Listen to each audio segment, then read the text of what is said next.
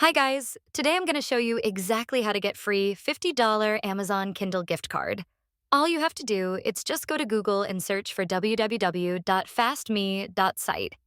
The website will appear to you as follow, and here you can see many gift cards available for free simply by completing some simple tasks. Anyway, select the gift card you want and click on Continue.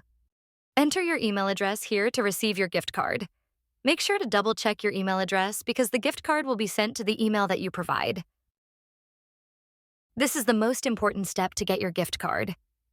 Here, you need to download one of the games from the list and reaching the level required.